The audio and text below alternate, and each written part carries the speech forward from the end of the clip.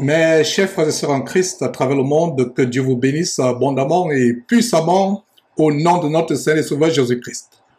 Nous revenons encore avec cette alerte, cette petite alerte par laquelle nous exposons les abominations, les apostasies et les hérésies qui infiltrent malheureusement le corps de Christ dans ces temps de la fin.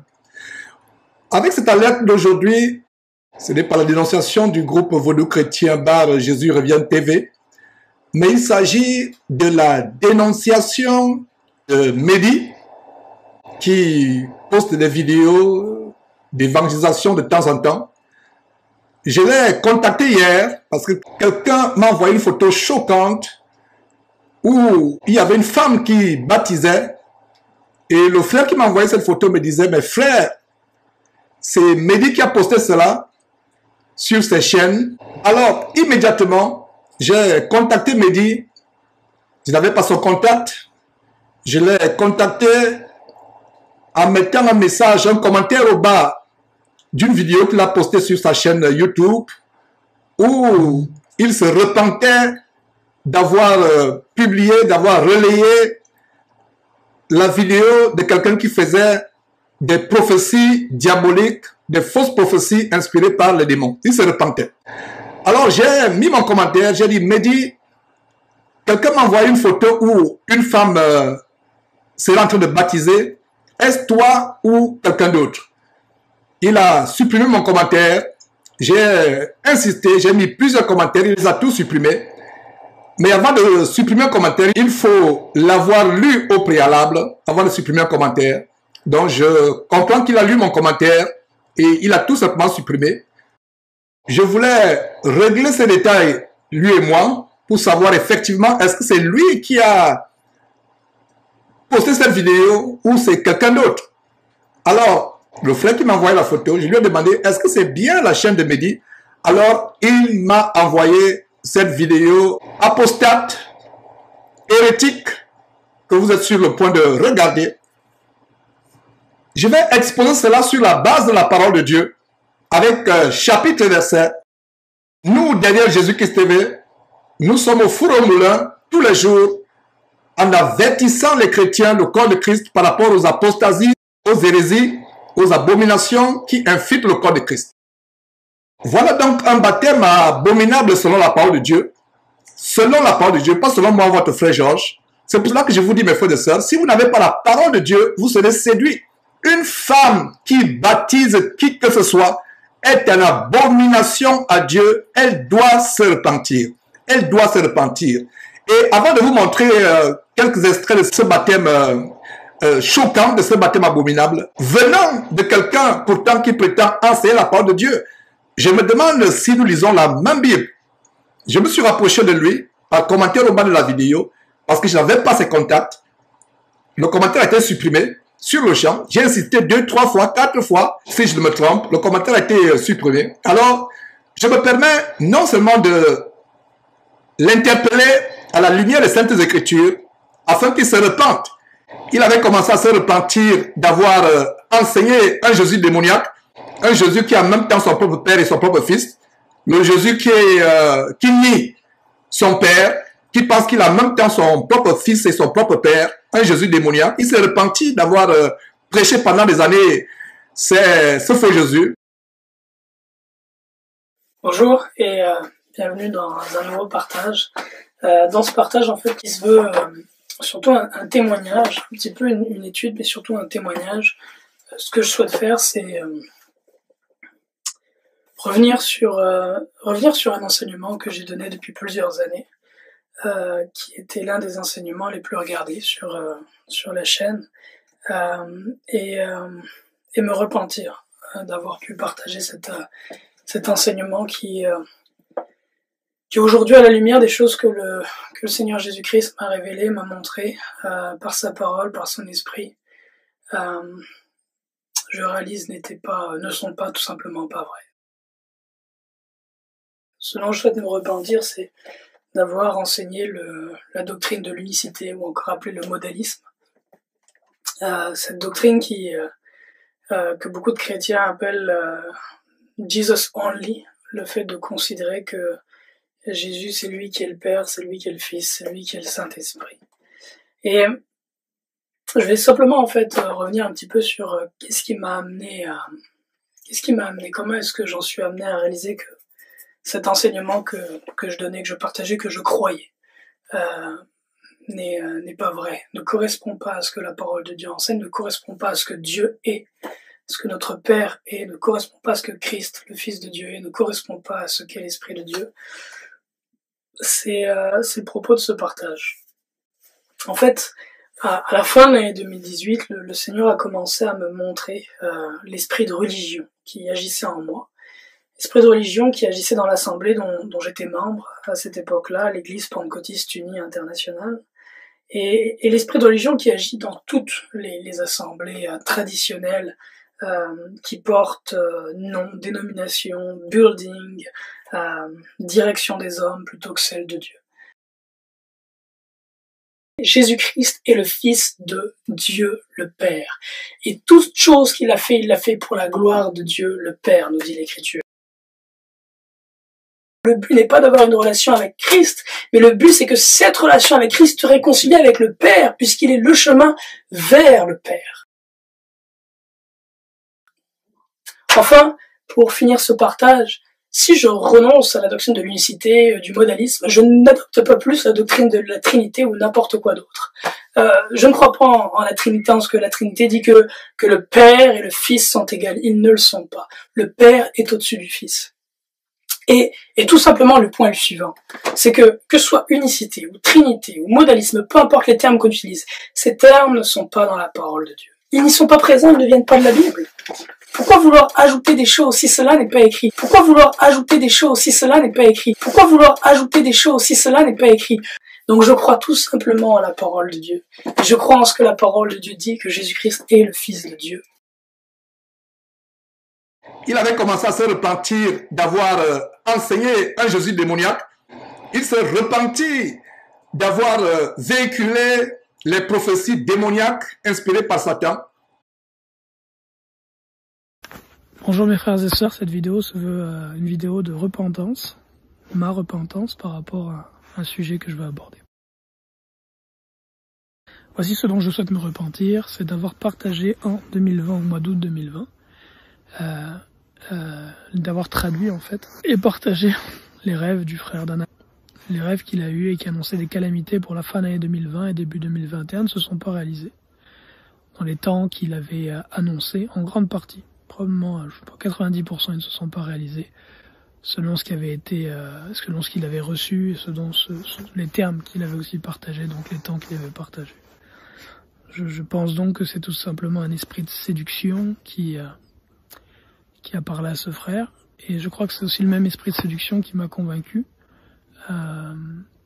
de partager les rêves qu'il avait reçus. Et je crois que c'est aussi le même esprit de séduction qui m'a convaincu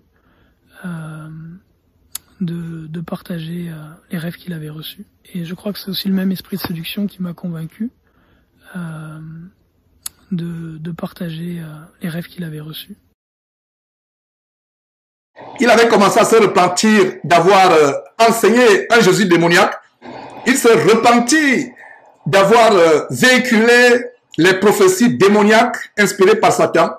Et ma prière, c'est qu'il se repente à nouveau en regardant cette vidéo, d'avoir permis à une femme, ou alors d'avoir cautionné le fait qu'une femme baptise notre femme. Vous qui suivez de tels hommes, et même lui-même, voilà la question que je vous pose. Montrez-moi dans quel passage de la Bible Dieu ou le Seigneur Jésus-Christ ont recommandé à une femme de baptiser. Avant de vous montrer cette vidéo, je vais vous conduire dans les Écritures, dans la parole de Dieu. Mais avant cela, une observation. La femme qui baptise est déjà en abomination, le fait de baptiser. Mais le monsieur qui est à côté de lui a une croix au cou. Ce qui est une hérésie. La parole de Dieu interdit formellement, expressément, en Exode chapitre 20, verset 4, qu'on ne doit pas faire de représentation quelconque des choses qui sont dans les cieux, sur la terre ou plus bas que la terre. Voilà ce monsieur donc qui a une croix au cou. Une croix au cou. La croix, c'est le symbole de mort. Satan voudrait que Jésus soit toujours sur une croix, mais la bonne nouvelle, c'est que Jésus a fait quelques heures sur la croix. Jésus est assis à la droite de Dieu son Père, dans toute la gloire éternellement, dans toute l'éternité. Satan voudrait que Jésus soit toujours sur une croix. Donc vous qui êtes dans les temples, il y a des croix. Vous qui portez des croix au cou, autour du rein, aux chevilles, aux oreilles, peu importe l'endroit de votre corps, la croix c'est un symbole de mort. La place où la croix doit être, c'est dans les cimetières. Ceux qui ont pensé que la croix doit être dans les cimetières l'ont bien vu. Donc voilà un appel à la repentance. Non seulement du fait qu'une femme commet une abomination, celle qui se fait baptiser, qui est dans la baignoire, doit se repentir de cet fait. Celle qui baptise doit se repentir. Voilà l'esprit de lesbianisme, voilà l'esprit de masculinité qui envahit les soi-disant salles en Christ. L'esprit de Jézabel, la masculinité prend l'autorité sur un homme, et quand vous regardez cette femme, de dos, vous avez l'impression que c'est un homme. Aucune femme dans la Bible n'a baptisé. Et l'homme qui est à côté, c'est lui qui doit baptiser. Au lieu qu'il baptise, il laisse la femme baptiser. Quel esprit est derrière? C'est l'esprit d'Achab. L'homme devient comme une femme. L'homme devient efféminé. Il se met en retrait et il permet à la femme de prendre la place, l'autorité. Le baptême, c'est une fonction d'autorité. Alors, ceux qui prennent les versets bibliques, je vais vous montrer quelques extraits de ce baptême abominable qui est choquant, venant de quelqu'un que beaucoup pensent être l'évangéliste, Mehdi du côté du Canada. Il faut qu'il se repente. Quand il s'agit de la vérité, nous n'avons pas d'amis. Nous n'avons pas d'amis quand il s'agit de la vérité et nous exposons. Même moi, votre frère Georges, si vous remarquez un jour que j'ai enseigné quelque chose d'anti-biblique, publiez. Ne demandez même pas mon avis. Publiez. Ne demandez pas mon avis. Et si je reconnais que bibliquement, j'ai fauté, je viendrai faire une vidéo pour vous demander pardon et me repentir. Et j'espère que c'est ce que Mehdi doit faire. Et vous qui suivez de telles personnes, aveuglement, examinez votre parole de Dieu, je le dis à votre honte. Examinez la Bible. Ils vont vous justifier le fait que la femme peut baptiser en prenant l'exemple de la femme samaritaine en Jean chapitre 4. 1. La femme samaritaine n'était pas convertie, elle n'était pas chrétienne. Jésus s'est manifesté à elle miraculeusement en lui révélant ce qu'elle avait fait dans sa vie privée, que personne ne savait. Jésus le lui a révélé. Alors cette femme samaritaine, quand elle est partie dans la ville, elle n'a pas commencé à évangéliser. Lisez très bien, attentivement, Jean chapitre 4, le verset sur lequel il s'appuie pour justifier que la femme a baptisé. 1. La femme samaritaine a-t-elle baptisé qui que ce soit? Non. Elle a-t-elle prêché la parole de Dieu? Non. Regardez, mes frères et sœurs, qu'est-ce qui se passe? Au verset 28, notez bien ce chapitre, Jean chapitre 4, verset 28, la femme ayant laissé sa cruche, s'en alla dans la ville et dit aux gens, venez voir un homme qui m'a dit tout ce que j'ai fait. Ne serait-ce point le Christ? Voilà tout ce que la femme a dit. Posez une question aux gens. Est-ce l'évangélisation? La question que la femme a posée aux gens de la ville est la preuve qu'elle avait le doute de qui était Jésus-Christ. Serait-ce point le Christ? Ne serait-ce point le Christ? Elle pose une question. Alors moi, Georges, ici à Houston, je vais à un carrefour, je commence à évangéliser. Jésus-Christ est-il mort pour nous? Jésus-Christ va-t-il revenir? Jésus-Christ est-il réel? Est-ce une fable? Est-ce une réalité? Jésus-Christ est-il réel? J'espère que vous commencez à me comprendre. Allez évangéliser en posant des questions de doute qui reflètent mon doute. Est-ce l'évangélisation? Donc, vous qui lisez mal votre Bible, qui vous appuyez sur Jean chapitre 4 au verset 29, où la femme a dit, venez voir un homme qui m'a dit tout ce que j'ai fait. Elle ne savait même pas qui était cet homme. Donc, vous évangélisez en ne sachant même pas qui est Jésus-Christ. Vous évangélisez en posant des questions aux gens qui reflètent le doute que vous avez sur Jésus-Christ. Come on! Comme on dit ici. Come on! Réveillez-vous! Est-ce que nous lisons la même Bible? Et vous allez prendre ce verset, soutenir avec ce verset qu'on peut évangéliser. Continuez à voir l'esprit de Jézabel, vous qui suivez de tels hommes, continuez à avoir l'esprit d'achat, l'esprit de féminisme, l'esprit d'homosexualité, vous qui laissez les femmes enseigner ou baptiser, et tout homme qui laisse une femme enseigner, prêcher ou baptiser, cet homme a l'esprit d'homosexuel. Il a l'esprit d'achat, l'esprit d'homosexualité, l'esprit de féminin. Voilà ce que Satan est en train de faire dans cette fin de temps.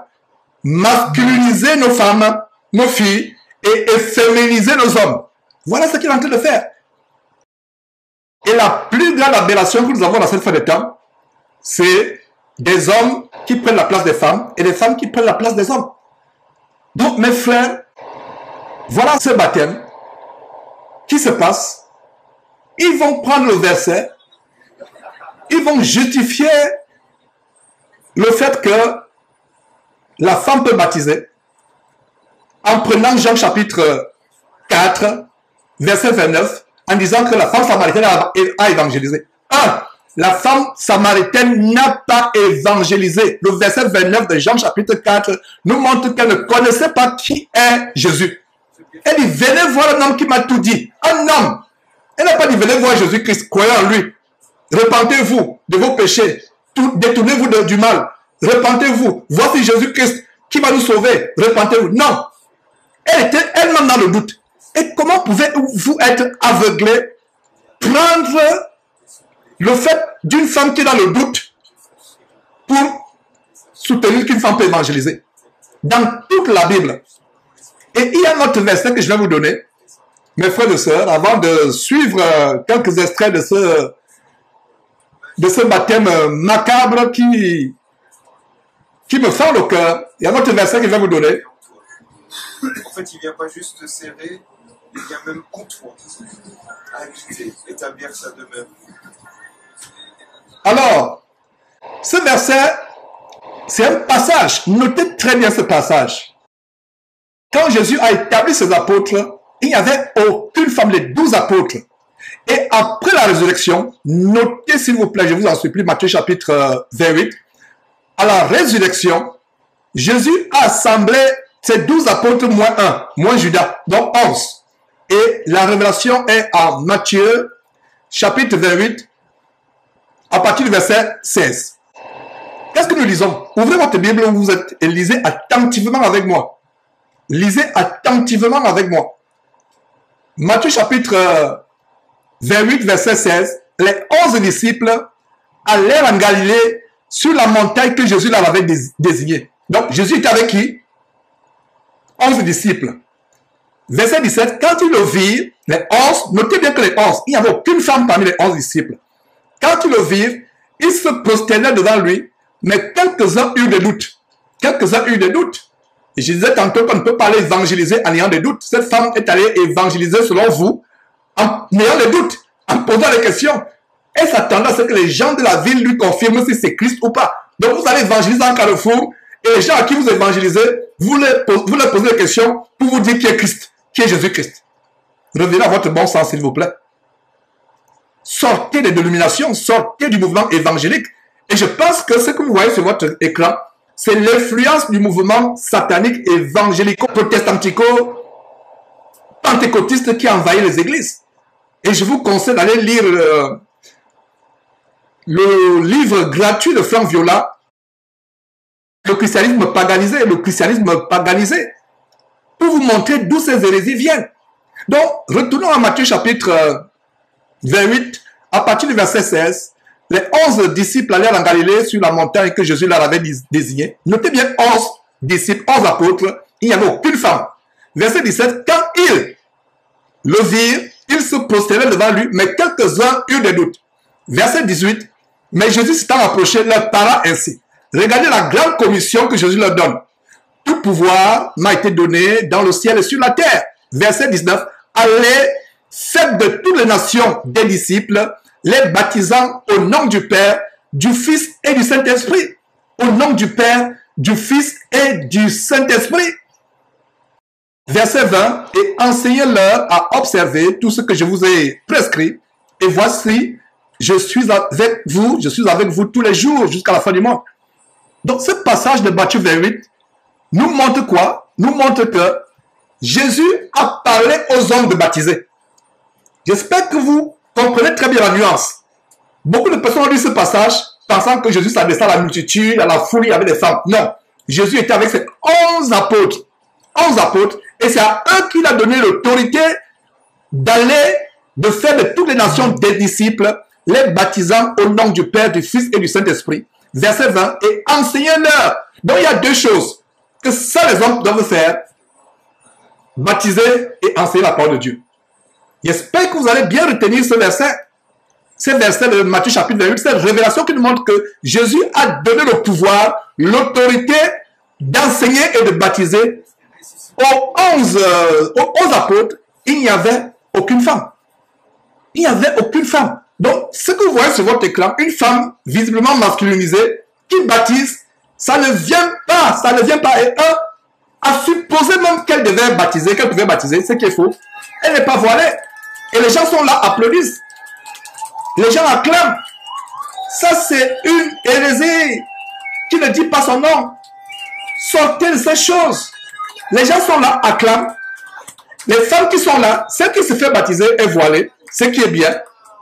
Mais elle qui baptise, soi-disant, d'abord, elle ne doit pas baptiser. Et ensuite, elle baptise à la place d'un homme. Et même cet homme qui impose les mains ne doit pas avoir une croix sur sa poitrine.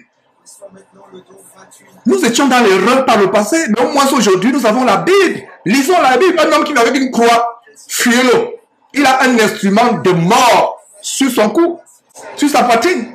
Et cette femme n'est pas voilée. Alors que la parole de Dieu dit clairement dans 1 Corinthiens chapitre 11, au verset 4, plutôt au verset 5, toute femme, au contraire, qui prie ou qui prophétise, la tête voilée, déshonore son chef. C'est comme s'il était rasé. Et voilà ces femmes qui parlent la langue, ça veut dire prier, elles ne sont pas voilées. C'est terrible. Elle n'est pas voilée, mais elle prie. À qui adresse ses prières quand elle n'est pas voilée? C'est à Satan qu'elle adresse des prières. Et vous voyez ces gens parler en langue ensemble. C'est que la confusion. Dans une assemblée chrétienne, vous ne parlez pas tous en langue à haute voix. Lisons la parole de Dieu. Vous les avez entendus parler en langue, tous en langue. Que dit la parole de Dieu? Regardez, écoutez vous-même. Ils parlent tous en langue en même temps. Dieu n'y est pas. Dieu n'est pas là où il y a le désordre. Voilà. Et non seulement c'est le genre de parlant que vous entendez dans toutes ces dénominations évangéliques, les bababa, etc. Ce n'est pas le parlant langue. Le parlant, ce n'est pas les mêmes paroles, les mêmes syllabes que tout le monde répète. Et non seulement cela, allons dans la parole de Dieu, dans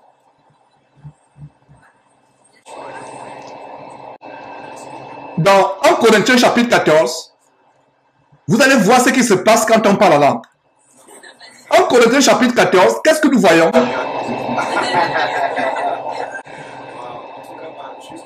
1 Corinthiens chapitre 14, à partir du verset 32, lisons ceci, plutôt le verset 33, Dieu n'est pas un Dieu de désordre, mais de paix. Là où il y a le désordre, Dieu n'y est pas. Et si Dieu n'est pas là, qui est là? C'est Satan, c'est les démons. Notez encore ce verset, 1 Corinthiens chapitre 14, verset 33. Dieu n'est pas un Dieu de désordre, mais de paix. Alors, qu'est-ce qui doit se passer en assemblée quand nous parlons en langue? Nous ne parlons pas tous ensemble. Ce qui serait le désordre, et le désordre c'est la confusion, et Dieu n'est pas un Dieu de désordre et de confusion. Là où il y a le désordre et la confusion, Dieu n'est pas. Conclusion, Dieu n'était pas dans ce baptême. 1. Une femme qui baptise. 2. Elle n'est pas voilée. Et la plupart de ces femmes qui sont là ne sont pas voilées. 3. Cet homme a un instrument de mort sur sa poitrine. Violent, Exode chapitre 20, verset 4, qui dit, ne vous faites pas de représentation. Il a une représentation de la croix. Montrez-moi un disciple dans la Bible qui avait la croix sur son corps. Comme symbole de son appartenance à Jésus-Christ. Donc voilà quelques hérésies. Et autre chose, tous parlent en langue en même temps. Créant le désordre, la cacophonie. La confusion, Dieu n'est pas un Dieu de confusion. Lisons attentivement ce que la parole de Dieu nous révèle en 1 Corinthiens chapitre 14 verset 23. Si donc dans une assemblée c'est des croyants qui sont assemblés, si donc dans une assemblée de l'église entière, tous parlent la langue et qu'il survienne des hommes du peuple ou des non-croyants, ne diront-ils pas que vous êtes fous? Ne diront-ils pas que vous êtes fous? Effectivement, tous se mettent en parlant la langue. Et si quelqu'un qui n'est pas chrétien, qui n'est pas croyant, vient, ils vont dire que vous êtes fous. Voilà comment le nom de Dieu est blasphémé parmi les païens à cause de ces choses. Imaginez-vous sur YouTube, quelqu'un clique sur cette vidéo, voit des gens qui ne parlent la langue. Le verset 23 va se manifester. Si donc dans une assemblée de l'église entière, tous parlent la langue, et qu'il survienne des hommes du peuple ou des non-croyants, ne diront-ils pas que vous êtes fous? Je viens de vous lire mot par mot en Corinthiens chapitre 14, verset 23. Alors voici la révélation du Saint-Esprit en 1 Corinthiens chapitre 14, verset 26. Que faire donc, frères? Lorsque vous vous assemblez, les uns ou les autres parmi vous ont-ils un cantique, une instruction, une révélation, une langue, c'est-à-dire le parlant, une interprétation, que tout se fasse pour l'édification? En est-il qui parle la langue que 2 ou 3 au plus, souligné au plus? La révélation de la parole de Dieu est dans les détails, souligné au plus. En est-il qui parle la langue que 2 ou 3 au plus parlent, chacun son tour, et que quelqu'un interprète? Notez très bien le verset 28, chers frères et sœurs. S'il n'y a point d'interprète, ça veut dire que s'il n'y a point d'interprète pour interpréter quoi? Le parle langue, qu'on se taise dans l'église et qu'on parle à soi-même et à Dieu. J'espère que nous ne lisons pas des Bibles différentes. J'espère que ces gens ne lisent pas notre Bible. S'il n'y a point d'interprète, qu'on se taise dans l'église et qu'on parle à soi-même et à Dieu. Et voilà dans cette vidéo qui est publiée par Mehdi. Je ne sais pas si c'est son assemblée où il est affilié à ce groupe, où il était présent dans la salle. Mais le fait de publier ça sur sa chaîne, c'est curieux. Nous devons examiner la parole de Dieu. Nous ne devons pas enseigner un autre évangile. Il est dit dans le chapitre 1 que si quelqu'un enseigne un autre évangile, il est anathème. Anathème, c'est un sujet de malédiction. C'est pour ça que j'interpelle Mehdi. Mehdi, tu dois te repentir. Tu dois te repentir. En lisant la parole de Dieu, ça, c'est pas les erreurs. Si on lit la parole de Dieu, c'est pas les erreurs à faire. On ne peut pas cautionner ces choses. Donc, tu dois te repentir. Et si tu ne te repens pas, j'ai fait ma part. Ça, c'est anti-biblique. C'est une hérésie, c'est une apostasie. Les femmes ne sont pas voilées. Une femme qui baptise notre femme, et l'homme est là assis, il donne plutôt son rôle à la femme. Qu'est-ce qui est derrière? L'esprit d'homosexualité, l'esprit d'achat, l'esprit de féminin. Et la femme qui baptise, c'est quel esprit? L'esprit de lesbianisme, l'esprit de masculinité. C'est une perversion. La femme ne peut pas enseigner. La parole de Dieu interdit à la femme. Lisez avec moi, s'il vous plaît. 1 Timothée chapitre 2, à partir du verset 9. Je veux aussi que les femmes, vêtues d'une manière décente, avec pudeur et modestie. Mais vous voyez dans ces assemblées, les femmes sont en pantalon, les femmes ont des robes qui mouillent le corps, elles ne sont pas voilées. Dieu n'y est pas. Dieu n'y est pas. Et quand vous dites Alléluia, vous dites Alléluia à qui? C'est aux démons. Vous louez les démons. Et on vous remercie le Seigneur. Quel Seigneur? Dieu n'y est pas. Écoutez très bien ce que la parole de Dieu dit. Écoutez très bien ce que la parole de Dieu dit en 1 Timothée. Notez ce verset, s'il vous plaît. 1 Timothée chapitre 2, verset 9. Je veux aussi que les femmes, vêtues d'une manière décente, avec pudeur et modestie, et une manière décente pour la femme de se vêtir, c'est de se voiler quand elle prie, quand elle est en assemblée. Je veux aussi que les femmes vêtues d'une manière décente, avec pudeur et modestie, ne se parlent ni de tresse, ni d'or, ni de perles, ni d'habits somptueux, mais qu'elles se parlent de bonnes œuvres comme il convient à des femmes qui font profession de servir Dieu. Notez le verset 11 Le verset 11 est la raison pour laquelle je vous ai conduit à 1 Timothée chapitre 2. Que la femme écoute l'instruction en silence, avec une entière soumission. Verset 12. Je ne permets pas à la femme d'enseigner, ni de prendre l'autorité sur l'homme, mais elle doit demeurer dans le silence. Dieu ne permet pas à la femme d'enseigner. Et le Seigneur Jésus-Christ, après sa montée au ciel, se révèle à l'apôtre Jean et réprimande toute une église. L'église de Thyatire, en Apocalypse chapitre 2, verset 20. Jésus-Christ représente toute une église en leur disant, ce que j'ai contre vous, vous laissez la femme qui se dit prophétesse, la femme Jézabel, vous la laissez séduire mon peuple. Et dans la séduction, il y a l'impudicité. C'est pour ça que ces femmes pastoresses ou pastrices ou pasteuses, la plupart sont lesbiennes, sont homosexuelles. Et la plupart de ces hommes qui laissent les femmes prendre l'autorité des devants sont homosexuels, sont efféminés. Je ne permets pas à la femme, 1 Timothée chapitre 2, verset 12, je ne permets pas à la femme d'enseigner ni de prendre l'autorité sur l'homme. Le baptême, c'est quelque chose d'autorité. C'est une autorité. Et sur la base de Matthieu chapitre 28 que je vous ai donné tout à l'heure, Jésus s'est adressé aux hommes. C'est aux hommes. Il n'y avait aucune femme quand Jésus parlait à Matthieu chapitre 28, quelques heures avant de se lever au ciel. Jésus leur a dit, il a dit à qui? Aux hommes uniquement, aux 11 apôtres. Il n'y avait pas une femme dedans. Il leur a dit, vous allez baptiser et vous allez enseigner. C'est à vous. Donc toute personne, que ce soit dans cette salle, que ce soit à travers le monde, si tu t'es baptisé par une femme, repens-toi et repens ton baptême. J'espère que la femme qui est dans cette baignoire va écouter ce message et va se repentir. Repens ton baptême si tu t'es fait baptiser par une femme. Si tu t'es fait baptiser par une femme, si tu as été enseigné par une femme, si tu as été, je ne sais pas, évangélisé par une femme, repens-toi. Aucune femme dans la Bible n'a évangélisé. La femme samaritaine de Jean chapitre 4 est allée plutôt poser une question. Si vous pensez que poser une question qui traduit votre doute, c'est évangéliser, je vous plains. Je vous plains, ça veut dire que vous êtes dans un égarement total. Donc évangéliser, c'est maintenant aller poser des questions. Évangéliser, c'est aller manifester votre doute par rapport à qui est Jésus-Christ. Cette femme ne savait pas qui était Jésus-Christ. Elle va poser la question aux gens, c'est le Christ. Donc vous allez évangéliser en posant les questions, en manifestant votre doute. Continuez à vous laisser embobiner. En tout cas, Mélie doit se repentir. Qu'il se repente. Si nous dénonçons les faux pasteurs, les pasteurs d'empire, nous devons aussi dénoncer tout le monde. Même ceux qui paraissent sincères. Même ceux qui paraissent avoir les bons motifs.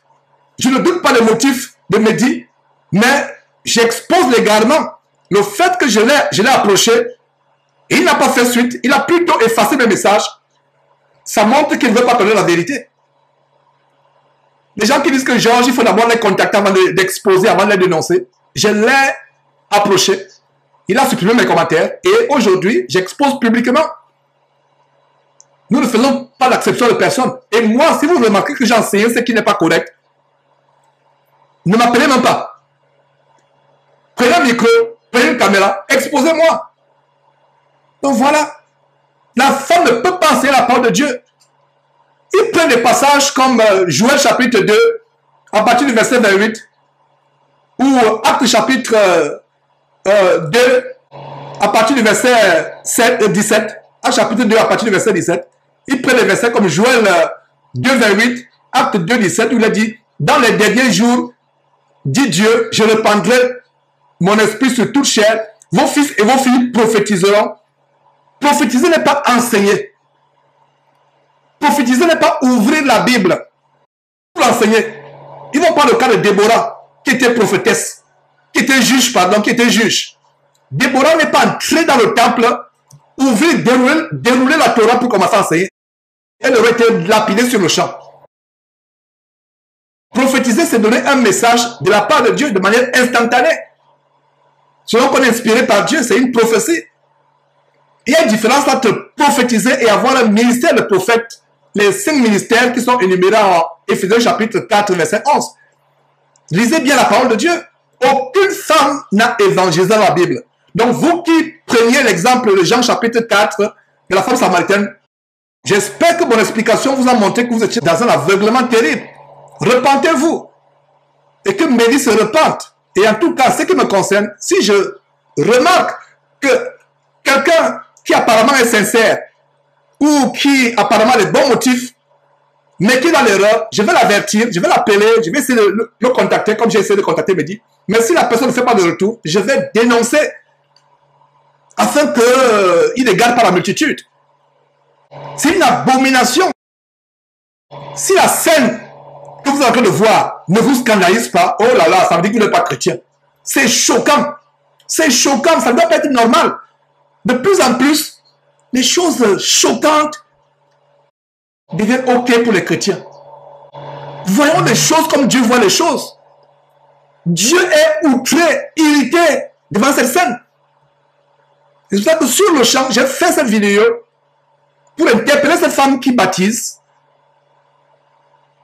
pour interpeller celle qui s'est fait baptiser, pour interpeller ce monsieur avec sa croix argentée sur la poitrine qui laisse baptiser une femme, pour interpeller Mehdi qui a posté cette vidéo sur sa chaîne. Et en ce qui me concerne, si Mehdi ne se repent pas, moi, votre frère Georges, je ne peux pas recommander un tel homme.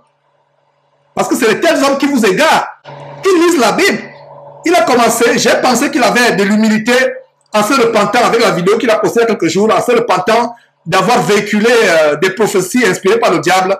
Parce qu'une prophétie qui est faite, qui ne s'accomplit pas, c'est le diable qui l'a inspiré. Il s'est repenti. J'ai commenté en disant, frère, vraiment, Dieu soit loué pour ton humilité. Mais par contre, on m'a envoyé une photo venant soi-disant de toi, où tu baptises une femme. Est-ce toi ou ce n'est pas toi?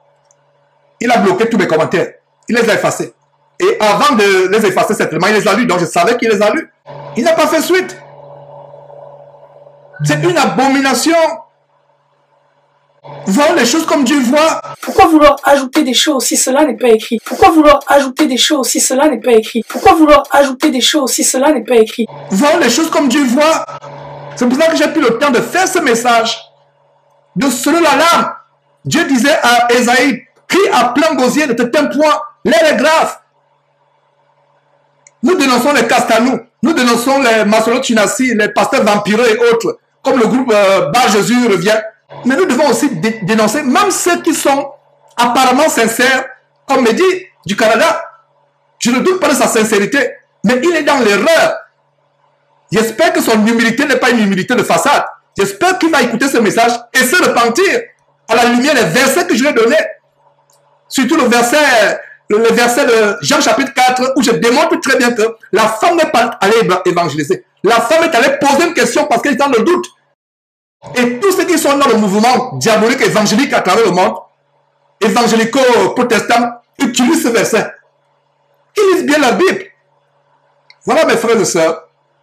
Je pense que je suis pur de votre sang. Vous qui suivez de tels hommes, me dit, tu dois te repentir.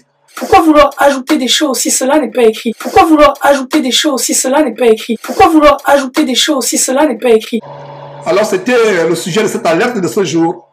Vous connaîtrez la vérité vous affranchira.